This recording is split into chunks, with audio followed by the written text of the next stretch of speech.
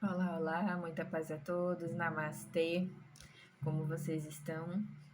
Estamos dando continuidade ao estudo dessas maravilhosas cartas de Cristo, que a gente faz uma viagem, tipo quando a gente começa essa leitura, é como se a gente estivesse na senda, né, na entrada de uma caverna, e nessa caverna a gente começa a entrar.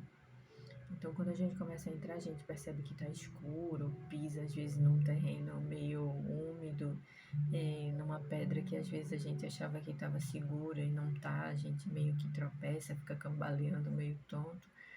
Mas não desiste, porque a gente quer mesmo acessar essa divina presença, então a gente continua entrando e a gente vai percebendo, e passam uns bichos por a gente, uns animais alados, umas consciências que voam.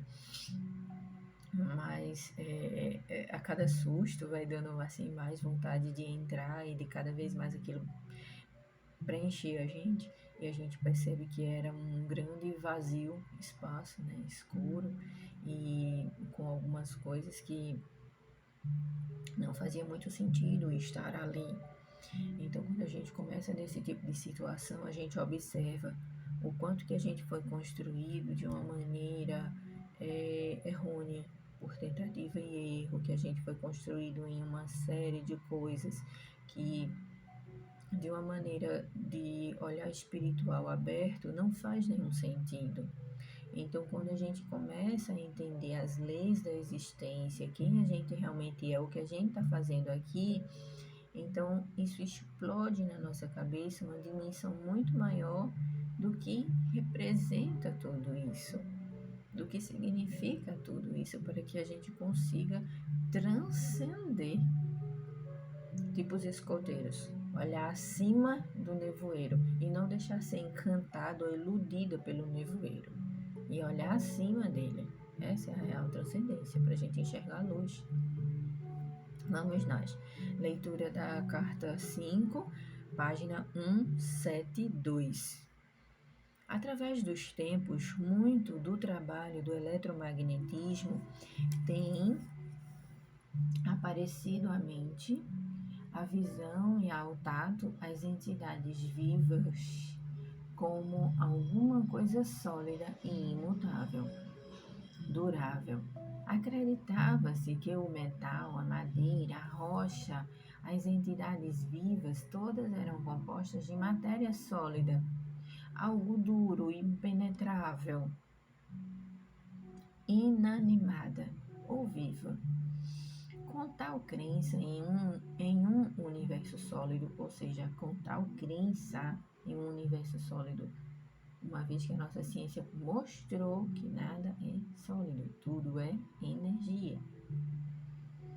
Com tal crença em um universo sólido, é natural que os antigos profetas místicos tenham conhecido